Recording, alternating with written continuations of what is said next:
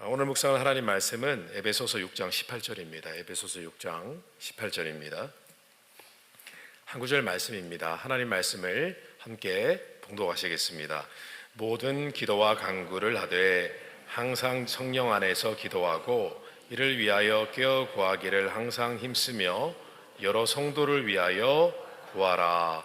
아멘. 오늘은 기도의 회복과 능력이라는 제목으로 하나님 말씀을 증거하도록 하겠습니다. 기도의 회복과 능력입니다. 우리는 어제 요시야 왕이 율법책을 발견해서 하나님의 진리의 말씀에 사로잡혀서 그의 인생이 변화되는 것에 대한 이야기를 나누었습니다. 요시야가 하나님 말씀, 율법책을 발견했습니다. 그때부터 인생이 변화되었습니다. 그의 신앙이 바뀌고 그의 삶에 하나님의 능력이 함께했습니다. 그런데 요시야의 인생 가운데 그런 놀라운 사건도 있었지만은 한 가지 아쉬운 점이 있었습니다. 이 한 가지 아쉬운 점 때문에 요시야 왕 말년에 비극적인 사건이 일어났습니다. 요시야 왕은 선한 왕이었는데 그의 말년은 좋지가 못했습니다. 인생의 마지막이 좋지 못하다는 것은 굉장히 안타까운 일이 아닐 수 없습니다. 요시야 왕이 종교개혁과 유월절 개혁으로 나라 전체 영적 분위기가 쇄신이 됐습니다. 정치, 사회, 경제, 문화 모든 것이 좋아졌습니다. 그런데 어느 날 애굽 왕 느고가 큰 군대를 이끌고 남유다 땅으로 옵니다. 그 땅 지역 이름이 이제 무깃도입니다만은 그 땅 지역으로 이렇게 왔는데 사실 싸우기 위함이 아니라 그냥 지나가기 위함이었습니다. 당시에 애굽 왕 느고는 아수르 제국과 친분이 있었습니다. 티그리스 유브라데스 강 유역에, 그러니까 유대 땅을 중심으로 해서 동쪽이죠. 애굽은 서쪽 남쪽에 있습니다. 서남쪽에 있습니다. 근데 애굽과 아수르 제국이 친분이 있었는데 아수르 제국이 신흥 세력인 바벨론 제국에 의해서 패배를 당했습니다. 그래서 아수르 제국을 도우기 위해서 그들이 출전을 한 것이었습니다. 물론 역사적으로 결국 애굽은 바벨론에 의해서 패배를 당합니다. 그래서 그 유브라데스 강 유역에 있는 그 지역 이름이 갈그미스인데 이 갈그미스 전투가 그 유명한 세계 역사를 판도를 바꿨다는 그 유명한 전투가 바로 갈그미스 전투입니다. 이때 이후로 이집트는요 힘을 잃어버리고 강대국으로서의 면모를 잃어버립니다. 그때부터 더 이상 애굽은 강대국이 되지 못합니다. 그래서 이것은 그냥 비켜주기만 하면 될 일이었습니다. 그런데 요시야 왕이 마음이 불편했습니다. 요시야 왕이 평소에 아수르 제국을 싫어했는데 아수르 제국을 도우러 이 애굽이 도와주러 원군을 보낸다고 하니까, 지원군을 보낸다고 하니까 못마땅했던 것입니다. 왜냐하면 아수르 제국은 아시다시피 북이스라엘을 멸망케 한 나라입니다. 그리고 자신의 증조 할아버지였던 히스기야 왕 때에 아수르 제국이 쳐들어왔지 않습니까? 그래서 히스기야 왕이 기도했더니 어떤 일이 벌어졌습니까? 천사가 아수르 제국 군대 18만 5천 명 그냥 하루아침에 다 멸절시켜 버렸습니다. 그래서 요시야 왕이 모르는 척하고 전쟁을 했지만은 애굽 나라가 보통 나라가 아니지 않습니까? 결국 이 사건 때문에 요시야 왕은 죽게 됩니다. 전쟁에서 전사하게 됩니다. 이 사건을 우리가 생각해 볼 때 한마디로 죽을 자리가 아닌데 죽은 거예요. 원래 그 전쟁은 할 필요가 없는 전쟁이고 죽을 이유가 없는 전쟁이었는데 그냥 그 전쟁에서 그냥 무모하게 싸우다가 죽게 된 것입니다. 그런데 더 아쉬운 것은 왜 요시야 왕이 전쟁을 하기 전에 하나님께 기도하지 않았냐 하는 것입니다. 원래 북이스라엘이라는 남유다에 비록 우상숭배를 많이 했었지만은 그들에게 전통이 한 가지 있었습니다. 왕에게 전통이 있는데 어떤 전통이냐면은 전쟁을 하기 전에 반드시 하나님께 전쟁을 해도 되느냐 묻는 것이었습니다. 때로는 선지자를 통해서, 때로는 제사장을 통해서, 때로는 왕 자신 본인이 직접 하나님께 기도하고 하나님 전쟁해도 됩니까? 라고 물어보면 하나님께서 말씀하십니다. 그래, 너의 손에 이 전쟁을 붙여주겠다. 흔히 성경에 나오는 표현입니다. 손에 붙여주겠다. 붙여준다는 것은 너희 손에 달려있도록 내가 만들어주겠다, 내 능력을 너에게 나타내겠다라는 뜻입니다. 요시아 왕의 증조 할아버지 히스기야 왕은 본인이 직접 하나님께 기도했습니다. 얼마나 기도했던지, 얼마나 간절히 기도했던지, 하나님께 막 기도하면서 심지어 당시에 쳐들어온 군사들, 그리고 하나님을 욕했던 사람들의 이야기를 하나님께 다 펼쳐놓으면서, 하나님, 이 사람들이 하나님을 이렇게 능멸하고 있습니다, 하나님 어떻게 하시겠습니까? 라고 기도했습니다. 그 윗대로 더 올라가면은 다윗 왕, 어떤 사람입니까? 다윗 왕은요, 그가 전쟁을 할 때마다 하나님께 물었던 내용들이 성경 말씀에 자세히 기록이 되어 있습니다. 어떤 때는요, 제사장에게 묻습니다. 그럼 제사장이요, 지금은 무엇인지 알려지지 않았지만은 기물이 있었습니다. 우림과 둠밈이라는 이 기물이 있었는데, 이것으로 하나님의 가부를 결정하는, 하나님의 음성을 듣는 방법이었습니다. 그 제사장이 그렇게 우림과 둠밈으로 전쟁을 하나님께서 승인하셨는지 그렇지 않은지를 진단하고, 선지자 나단에게 물으면 나단이 대답하고, 또 때로는 다윗이 직접 하나님께 물으면은 하나님께서 다 응답해 주셨습니다. 전쟁해라, 말하라, 다 말씀해 주셨습니다. 성도 여러분, 하나님의 능력은 하나님의 말씀으로부터 나오는 것입니다. 어제 말씀드린 것처럼 하나님의 말씀에 순종하고 그냥 순종하는 것이 아니라, 하나님 말씀에, 요시야 왕이 유월절 절기에 관한 말씀을 철저하게 지켰던 것처럼 하나님 말씀에 온전히 순종하면 하나님의 능력이 우리의 삶에 깃들게 되어집니다. 깃들게 되어지면 우리의 삶이 역사하는 것입니다. 그러나 우리가 항상 변하는 주위의 여러 환경과 상황들 가운데 그 시점에 붙들어야 할 하나님의 지혜도 있고, 그 상황에서 하나님이 특별하게 역사해 주셔야 할 하나님의 능력이 필요할 때가 있습니다. 그렇죠? 그 능력을 받기 위해서는 우리가 기도해야만 합니다. 반드시 기도해야 됩니다. 그냥 기도하는 것이 아니라 하나님께 묻고 그분의 도우심과 인도하심을 간절히 구하며 기도해야만 합니다. 저는 어제 오늘 아주 기본적인 말씀을 전하고 있습니다. 하나님의 말씀, 하나님께 하는 기도, 기도와 말씀 모르는 사람이 어디 있겠습니까? 신앙생활의 가장 기초적인 요소입니다. 근데 그럼에도 불구하고 가장 제대로 해내기가 쉽지 않은 신앙의 방편이 말씀과 기도입니다. 그래서 기초적인 부분을 우리 성도님들과 다시 한번 나누고 있는 것입니다.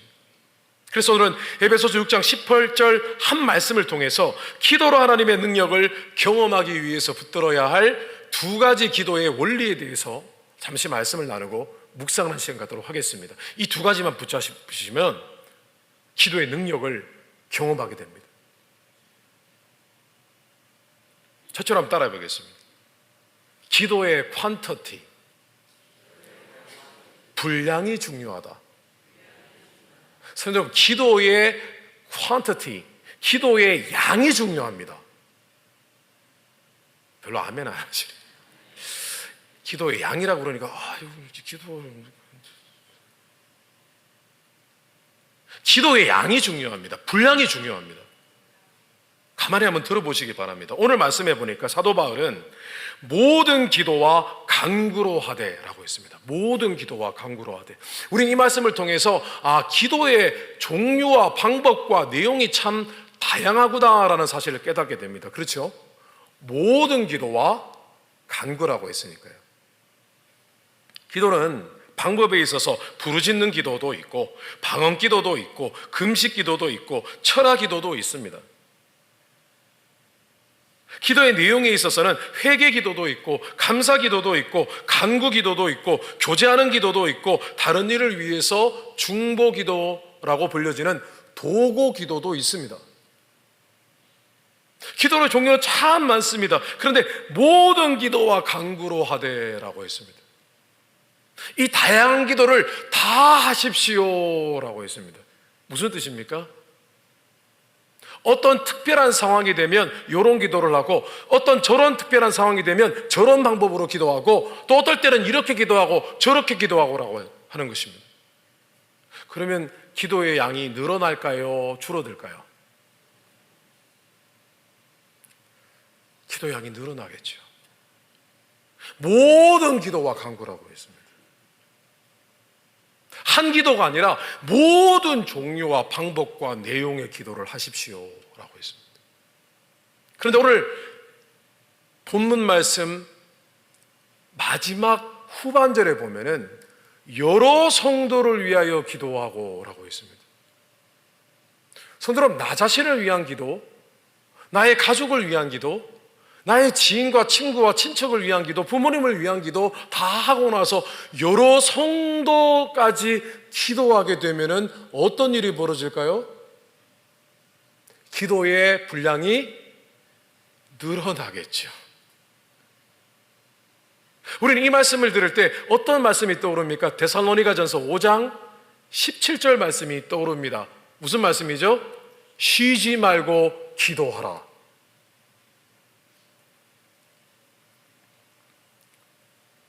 기도는 quantity, 양, 분량이 매우 중요합니다. 정말 흥미로운 점은요, 기도를 잘 하는 사람, 실제로 기도하면서 하나님의 능력을 경험하는 사람들의 공통적인 특징이 있는데, 기도를 적게 하는 사람은 한 명도 없습니다. 그렇죠? 기도를 아주 짧게 하고 적게 하는데, 거의 안 하는데 하나님의 기적과 능력을 경험했다는 얘기를 들어보셨습니까? 아니요.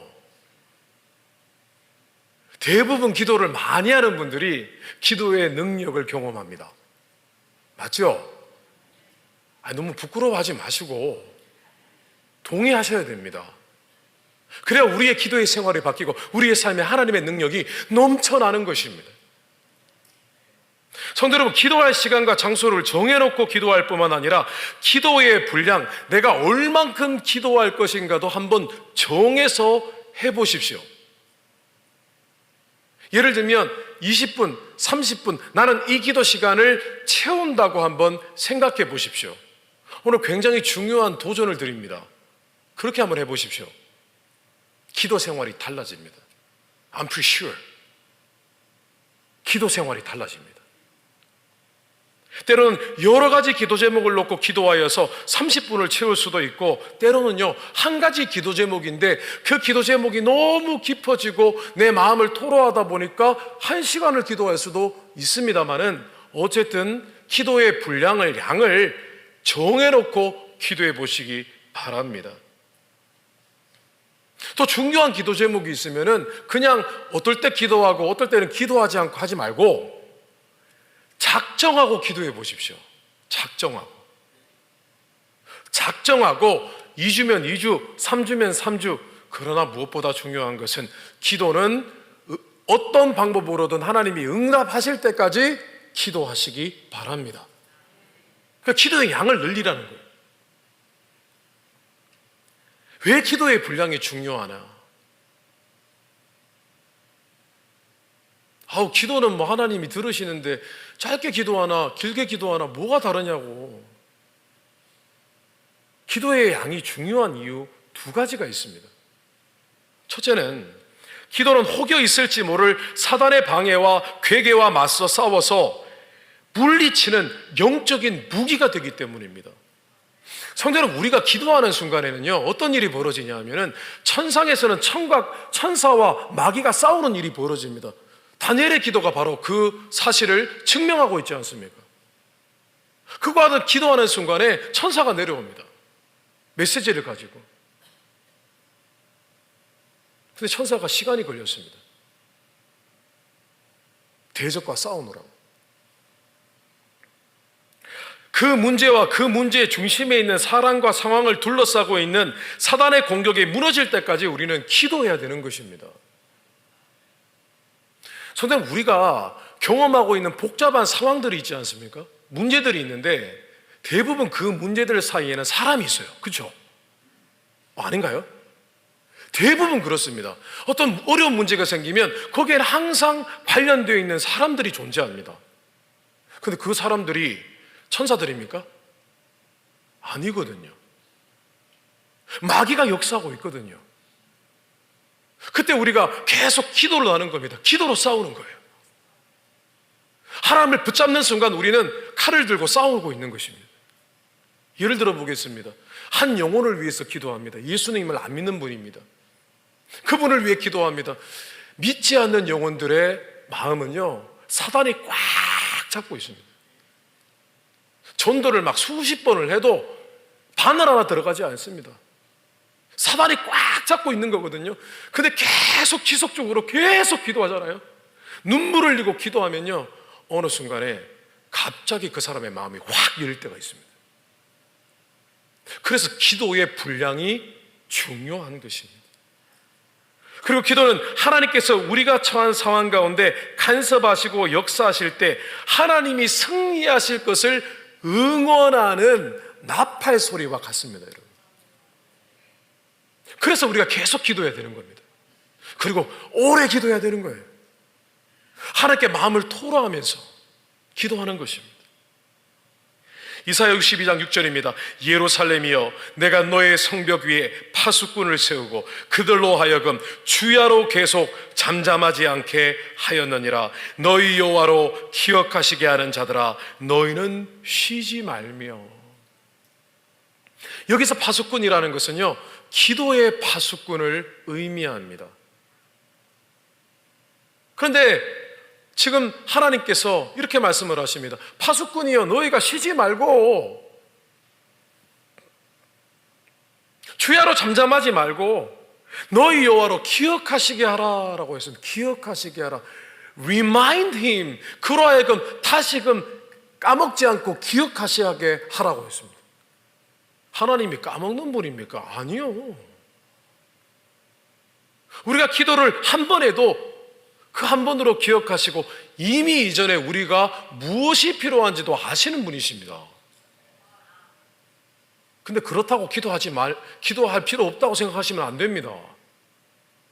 성경 말씀은 분명히 여호와로 기억나시게 하라, 계속 리마인드 시켜드리라라고 말씀을 하고 있습니다. 왜입니까? 하나님이 기억하지 못하시는 분이 아니라 다 기억하는 분이시라면, 다 하시는 분이시라면 이유는 한 가지밖에 없습니다. 우리가 하나님이 능력을 행하실 그 길을, 마치 주님께서 예루살렘에 올라가실 때 많은 사람들이 종려나무를 가지를 뿌렸던 것처럼 주님이 하실 역사에 우리가 그의 응원을 하는 거예요. 주님이 하실 능력의 역사를 우리가 미리 감사하고 하나님께 영광을 올려드리는 것이 기도라는 것입니다. 손들어, 저는 올해 특별한 간증을 들었습니다. 한 분은 집사님, 한 분은 권사님이셨습니다. 두 분이 똑같은 간증을 하셨습니다. 저는 놀랐습니다. 어떤 간증이냐면, 이상하게도 집사님, 권사님 가정의 자녀들은요, 결혼에 관심이 없어요. 자녀가 둘이신데 관심이 없어요. 독신주의자는 아니었던 것 같습니다. 30이 되도록 관심이 없어요.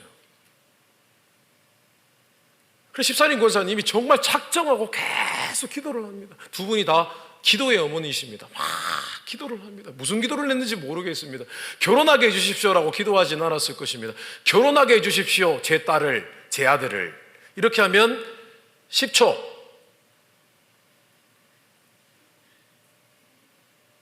하나님께 마음을 토로했겠죠.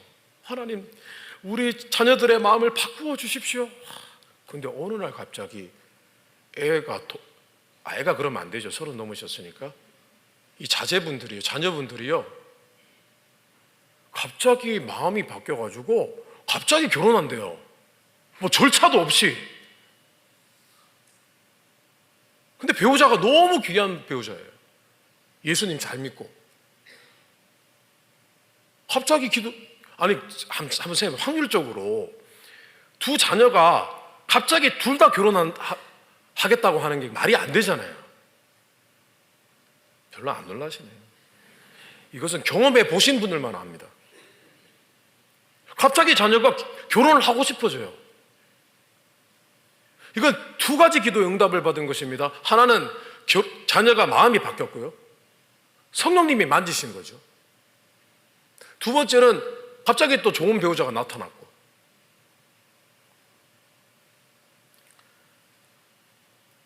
이것은 집사님과 권사님께서 오랫동안 하나님 앞에 자신의 마음을 아뢰고 오랫동안 지속적으로 기도했기 때문인 줄 믿습니다. 성도님, 기도의 양이 중요합니다. 어느 순간 기도의 양이 차면 갑자기 그 사람의 마음이 바뀌게 되어집니다. 성령께서 역사하시기 때문입니다. 그래서 우리가 기도를 많이 해야 되는 것입니다. 앞으로 분량을 정해놓고 기도해 보시기를 주님의 이름으로 축원합니다. 기도의 생활이 바뀌실 것입니다. 기도의 능력이 역사하실 것입니다. 두 번째로 따라해 보겠습니다. 기도의 퀄리티, 깊이가 중요합니다. 기도의 퀄리티가 중요합니다. 깊이가 중요합니다. 오늘 사도 바울은 기도와 간구라고 했습니다. 기도와 간구.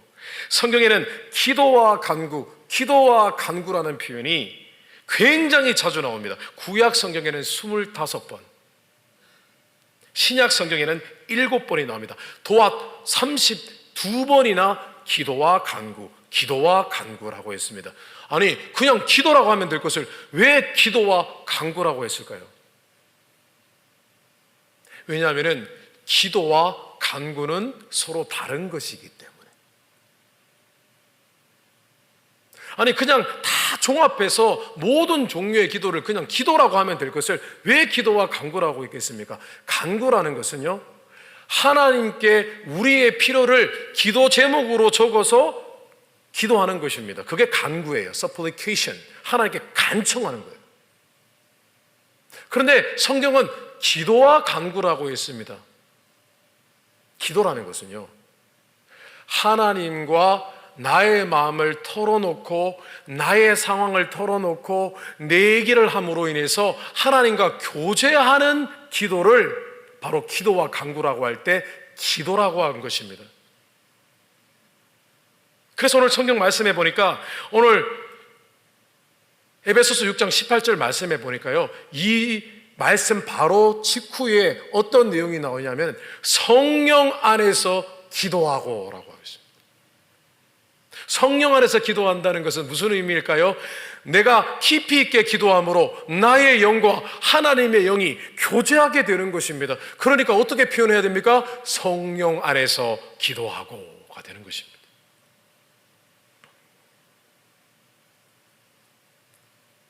하나님께 답답함을 호소하는 기도, 내 마음을 아뢰는 기도, 회개하는 기도, 자기 부인을 위해서 하나님 나를 죽여주십시오,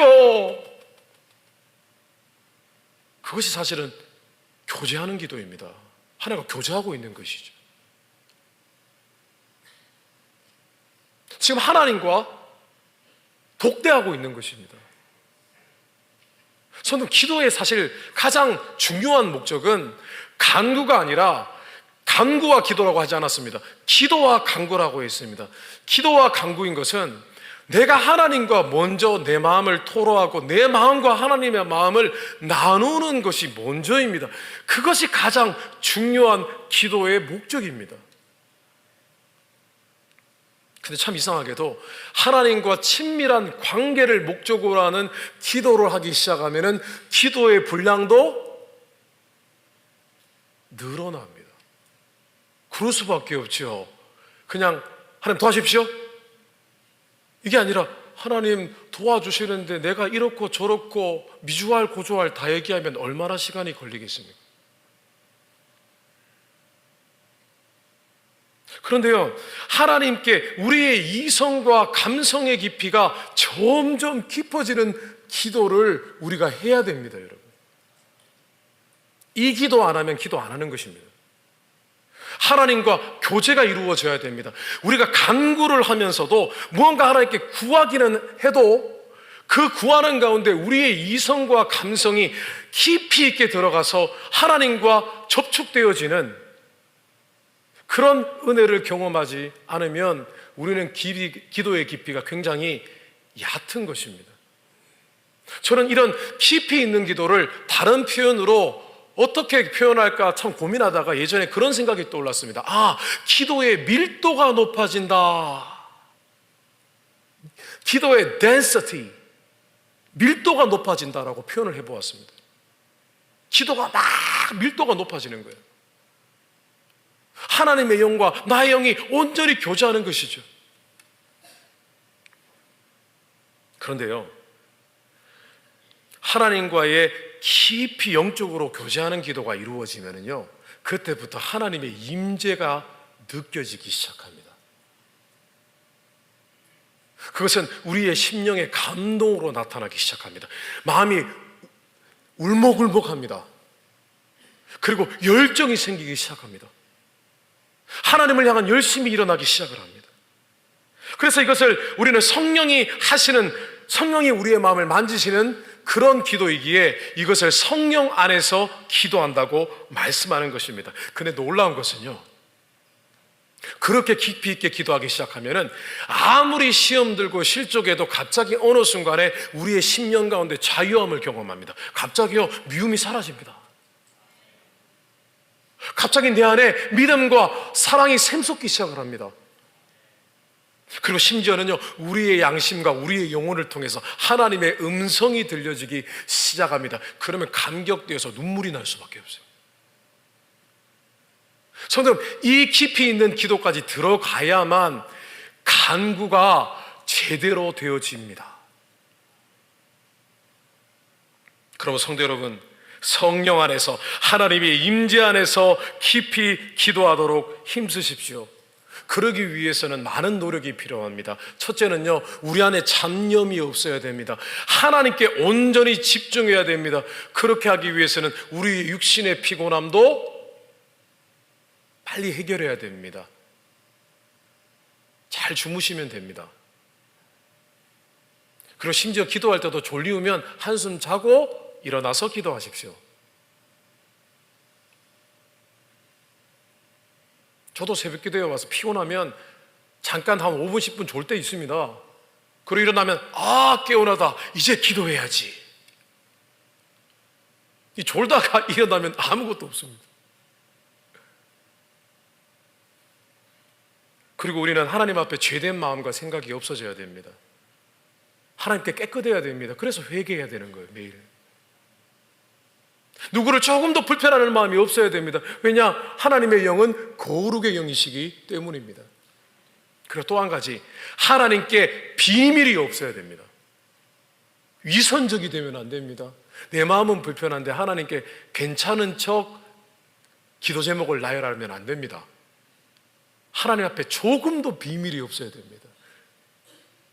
우리의 마음은 그리스도의 집이 되어야 됩니다. 그리스도가 머무시는, 성령이 머무시는 집이라고 생각하고 하나님께 온전히 나의 비밀의 방을 다 열어드려야 됩니다. 그때 성령께서 우리에게 역사하시는 것입니다. 성도 여러분, 저에게는 기도에 대한 소중한 추억이 있습니다. 잊을 수 없는 추억이 있습니다.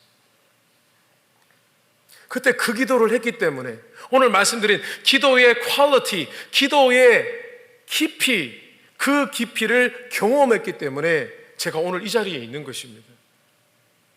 제가 미국에 유학을 왔습니다. 23살 때입니다. 그 전까지는 기도를 10분 이상 하지 못했습니다. 아니, 10분 이상 하는 것도 대단한 거죠. 5분? 어머니가 막 손을 붙잡고 새벽 기도 가자 그러면 새벽 기도 가서 5분 기도하다가 계속 자다가 어머니가 기도가 끝나시면 어머니가 깨웁니다. 일어나라고. 교회에서 숙면을 취했습니다. 근데 되게 깨우네요. 교회에서 자면.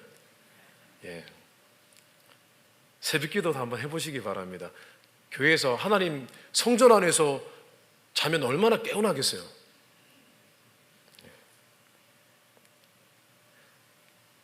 근데 제가 미국에 유학을 왔는데 마음이 참 공허했습니다. 유학을 오니까 또 한국 사람이 많지 않은 곳에서 제가 유학 생활을 했고, 내가 뭐 하나 지금? 한국에 있을 때 친구가 참 많고 정신없이 시간을 보냈었거든요. 그래서 제가 마음속에 기도 한번 해보자라는 생각이 들었습니다.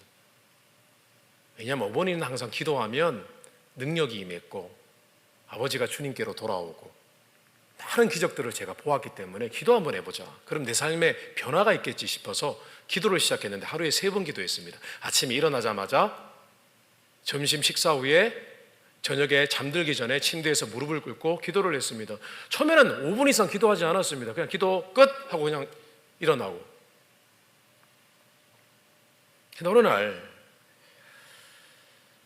굉장히 마음이 울적한 날이 있었습니다. 인생에 뭘 해야 될지 모르겠다는 그런 절박감이 들었습니다. 그래서 그날 저녁에 제가 무릎을 꿇고 하나님께 기도를 하는데 하나님께 호소를 했습니다. 제가 이렇고 저렇고, 저는 제 상황이 이렇고, 저는 이런 사람인데 하나님 아시지 않습니까?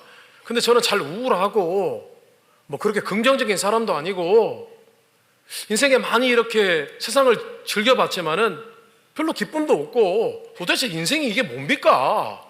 막 하나님께 막 이렇게 막 그냥 무례하게 막 하나님께 그렇게 고백하기 시작했습니다. 그랬더니 갑자기 마음이 울적하더라고요. 조금 눈물이 한 몇 방울 떨어져요. 그렇게 기도했어요. 근데 그게 시작이었습니다. 마음을 막 진실되게 다 토로하고 심지어 제가 알고 있는 저의 은밀한 죄까지 다 하나님께 고백하기 시작을 했습니다. 그러니까 이상하게 기도가 5분에서 10분, 10분에서 15분, 한 20분, 근데 30분은 못 넘기겠더라고요. 근데 어느 날,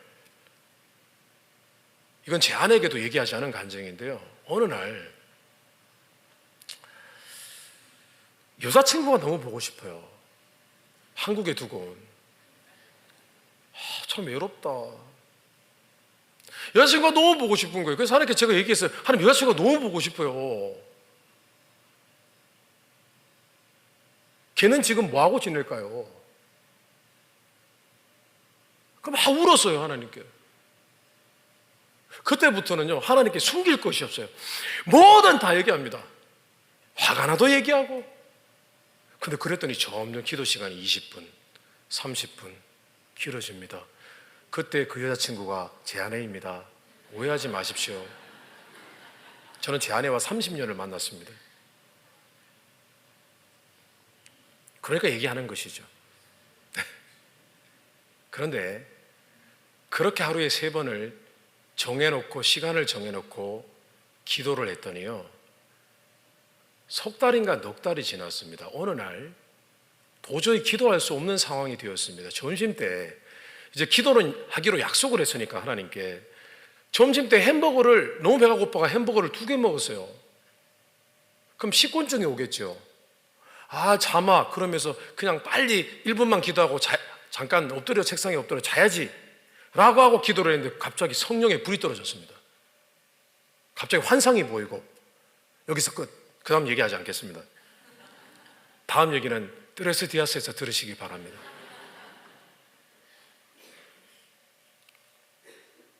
저도 모르는 사이에 어느 순간부터 깊은 기도를 하게 되었습니다. 제 심령의 문이 열렸어요. 거기까지 시간이 굉장히 오래 걸렸던 겁니다. 그런데 깊은 기도가 되는 순간 이제는 어떤 일이 벌어지냐면 하나님과 마음을 나누게 되었습니다. 그러면 기도 시간이 좋아질 수밖에 없어요. 기도를 아니할 수가 없습니다, 여러분.